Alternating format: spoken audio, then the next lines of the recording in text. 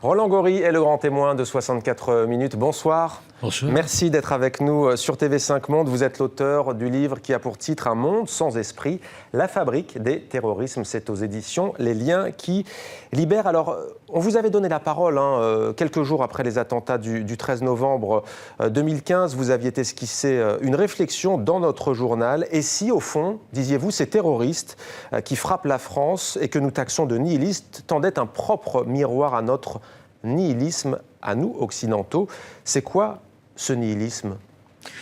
Si vous voulez, ce nihilisme, c'est à l'heure actuelle la perte, je dirais, de substance politique, de substance même du sacré d'une certaine manière de notre civilisation des mœurs. Nous sommes davantage aujourd'hui, on voit bien, sous l'emprise d'une société de la consommation et du spectacle, donc avec une marchandisation du vivant, avec une mise sous curatelle technico-financière des peuples et des citoyens. Donc effectivement, nous sommes dans une certaine misère symbolique, misère matérielle bien sûr, misère économique, mais aussi misère symbolique. Et je crois que nous sommes dans une crise, et vous connaissez la définition de la crise que donne Gramsci, elle est maintenant répétée à l'envi, n'est-ce pas ? La crise, c'est quand le vieux monde tarde à mourir, que le nouveau monde tarde à naître.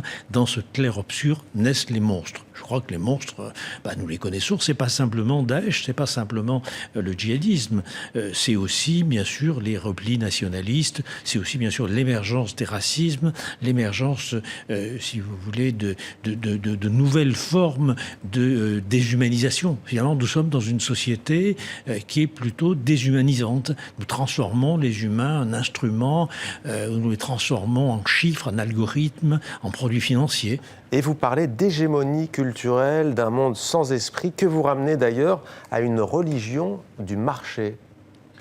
Oui, alors nous sommes effectivement à l'heure actuelle dans une hégémonie culturelle, on va dire, depuis l'effondrement du mur de Berlin, l'économie de marché globalisée apparaît, a eu vraiment une autoroute pour s'implanter un peu partout, bouleversant, disloquant complètement des régions du monde et effaçant des frontières. Donc du coup, ce qui explique en réaction, par exemple, la montée des nationalismes, et cette manière de vivre où finalement les humains sont très précarisés, sont très prolétarisés, au sens où toute leur existence aujourd'hui est exposée à la dure loi, si vous voulez, des marchés. Mais ils n'ont pas leur libre arbitre, ces citoyens dont vous nous parlez ? Alors ça c'est justement l'effondrement des valeurs libérales. On voit bien, comme à la fin du 19e siècle et comme entre les deux guerres, nous assistons aujourd'hui, je pense, à un effondrement des valeurs libérales,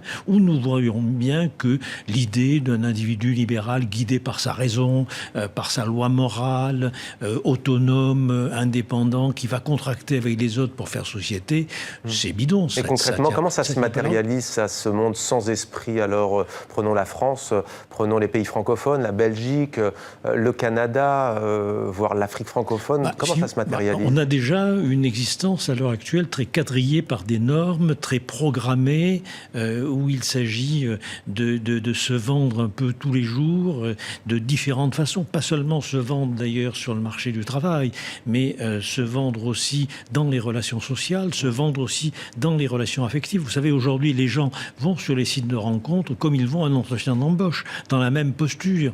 Donc, il y a là quelque chose qui est la perte d'une dimension du sacré. Et le sacré n'est pas simplement l'affaire des religions, et en particulier des religions monothéistes. C'est aussi la croyance, je dirais, dans une certaine efficacité symbolique de la parole humaine.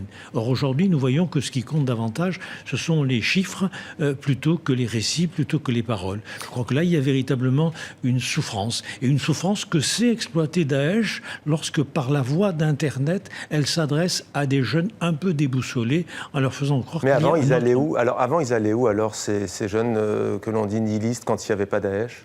Oh, non, mais encore une fois, il n'y a pas... Et avant la chute du mur, vous disiez. Alors, avant la chute du mur, nous étions dans un monde bipolarisé. C'est-à-dire qu'il y avait l'idée que si effectivement les sociétés de démocratie libérale, ces sociétés bourgeoises sont des sociétés hypocrites, parce que finalement c'est ça la question de la liberté, de l'égalité, de la fraternité dans le monde libéral se révèle comme des valeurs fallacieuses, comme des valeurs hypocrites. Il y avait cet espoir d'un discours d'émancipation, qui était bien sûr le discours d'émancipation socialiste, marxiste, anarchiste, mais aussi un discours d'émancipation qu'on pouvait trouver contre-révolutionnaire. On peut dire, pour aller vite, que entre les deux guerres, les totalitarismes nazis et fascistes, et staliniens aussi, ont d'ailleurs fait leur fonds de commerce de ce discours qui est un discours anti-lumière, c'est-à-dire un discours, si vous voulez, anti-philosophie des Lumières, croyant dans un homme rationnel, autonome et moral. On a bien vu, dès la fin du XIXe siècle, à la deuxième révolution industrielle, que les humains étaient transformés en instruments en fonction technique. Mais Roland Gori, vous avez sans doute suivi la politique française ce week-end. On entend plusieurs candidats fustiger le néolibéralisme, la mondialisation. Ils n'incarnent pas cette autre voie, justement Oui, mais ce sont des candidats qui ont parfaitement compris qu'à l'heure actuelle, on gagne un certain pourcentage de votants dès lors qu'on a une posture anti-système. Même si d'ailleurs on est un produit, un pur produit du système, je ne donnerai pas de nom, mais enfin on peut assez facilement le deviner. Bon, regardez ce qui a pu se produire très concrètement avec le Brexit, bien sûr en Angleterre, mais aussi par exemple avec l'élection de Trump. On voit bien que Hillary Clinton a payé un peu le prix du fait qu'elle incarnait pour l'opinion publique le système libéral. Qui a profité de cet antisystème? D'abord, ça a été Bernie Sanders. Parce qu'on oublie qu'avant Trump, il y a eu Bernie Sanders, c'est-à-dire quelqu'un qui s'est déclaré populiste au sens noble du terme. Parce qu'aux États-Unis, ça n'a pas le sens, la connotation péjorative que cela peut avoir en Europe. Donc, si vous voulez, à l'heure actuelle, le problème est là. C'est-à-dire, est-ce qu'on va être capable d'inventer un autre discours pour dire le monde? Est-ce qu'on va être capable, si vous voulez, de proposer une alternative? Peut-être que nos téléspectateurs se posent la question, Roland Gori, en quoi votre position de psychanalyste, et pour être encore plus précis, professeur émérite à Aix-en-Provence en psychopathologie, en quoi cela vous met-il en situation de dresser ce tableau aujourd'hui ? Alors, là, c'est d'un point de vue purement disciplinaire. Oui, mais je pense que c'est une excellente question, puisque si vous voulez, c'est un peu comme si vous me disiez, en gros, est-ce que vous êtes un spécialiste du terrorisme? Est-ce que vous êtes un spécialiste d'un monde sans esprit? Et moi, je vous dis non, je suis un citoyen, je suis un intellectuel embarqué, comme disait Camus. C'est un peu plus qu'engagé, embarqué en haute mer. Et j'entends des gens bien sûr dans mon cabinet, j'entends des gens lorsque je les rencontre dans des réunions publiques, j'entends des gens quand je les rencontre en faisant même mes courses, et ce que j'entends, c'est une certaine souffrance psychique et sociale. Et je pense que nous sommes aujourd'hui dans une conception beaucoup trop technique, technicisée, fragmentée. Justement, vous proposez d'en finir avec ça, vous, Roland Gori, vous dites vous prenez un pacte d'humanité. Oui. Qu'est-ce donc au juste? Alors, un pacte d'humanité, vous savez, lorsque j'ai évoqué cette question, c'est face au pacte de stabilité, c'est-à-dire la mise sous curatelle technico-financière des États, vous le savez, et puis le pacte de sécurité en Europe, et puis le pacte de sécurité qui était le discours du président Hollande après justement les meurtres de masse du 13 novembre. Le pacte d'humanité, c'est, je dis en gros, tout ce qui est en train de se produire aujourd'hui, ce sont les symptômes d'une maladie de civilisation. Une maladie de civilisation qui est aussi liée aux exigences qui sont faites de civiliser les mœurs des individus en leur faisant pratiquer une religion du marché à laquelle ils ne croient plus. Parce qu'ils ne croient plus à la réduction des inégalités sociales, ils ne croient plus à l'ascension sociale qui leur permettra demain de vivre mieux, eux et leurs enfants.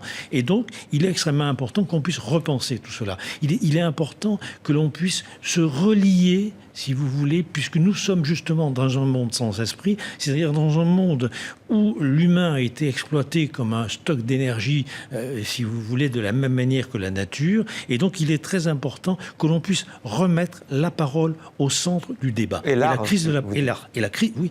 Mais la parole, c'est aussi une œuvre d'art, d'une certaine manière. Le récit, le vrai récit, la vraie parole, la parole qui dit le monde, c'est une œuvre d'art. L'art ne doit pas être localisé uniquement dans des objets. La vie, il faudrait qu'on puisse considérer sa propre vie comme une œuvre d'art à réaliser. Il faut que nous puissions créer, disait Camus, et donner une forme à son destin. Il faut que nous puissions inventer, innover. Le drame de la politique à laquelle vous faites allusion justement aujourd'hui, ce drame, si vous voulez, c'est l'incapacité d'avoir une parole politique consistante qui puisse donner le monde autrement que comme nous l'avons reçu, c'est-à-dire déjà un monde à demi-mort. Justement, vous dites qu'il faut politiser l'esprit au moment où, ce qui est très tendance, en tous les cas s'agissant de la France, c'est au fond de dire ni droite ni gauche, de la dépolitiser, la pensée politique. Oui, mais ni droite ni gauche, encore une fois, je ne voudrais pas rentrer ce soir dans le débat politique, mais ni droite ni gauche, il ne faut pas oublier que c'est un slogan que revendiquaient les fascistes. C'est-à-dire, c'est ni droite ni gauche. On a vu apparaître déjà à la fin du XIXe siècle ce que l'historien israélien Ziv Sternel appelle le fascisme à la française. On a vu apparaître, si vous voulez, ces mouvements qui voulaient dépasser justement la droite et la gauche et qui ont opéré une jonction de l'extrême gauche avec leur programme social à l'extrême droite avec leur solution nationaliste. Ça a donné le national-socialisme. Ni droite ni gauche, ça donne cela ou ça donne le poujadisme, c'est-à-dire... Mais là, vous parlez des théoriciens, mais si on parle des citoyens dont on parle, eux, ils peuvent se dire, au fond, être ni droite ni gauche, c'est justement placer sa vie au cœur de la société et créer, comme vous le disiez. Oui, mais c'est placer sa vie au cœur de la société avec les autres. Ouais. Si vous voulez, la liberté, disait la philosophe Hannah Arendt, que je cite souvent, la liberté requiert la présence d'autrui. On ne peut pas se sauver tout seul. Et donc, il est extrêmement important, si vous voulez, que l'on puisse inventer une autre façon de dire le monde, parce que tous les hommes sont philosophes. Tous les hommes ont besoin de donner un sens à leur existence. Ils ont besoin de donner une cohérence à tous les événements qu'ils traversent. Et c'est là, aujourd'hui, où nous sommes un peu en panne.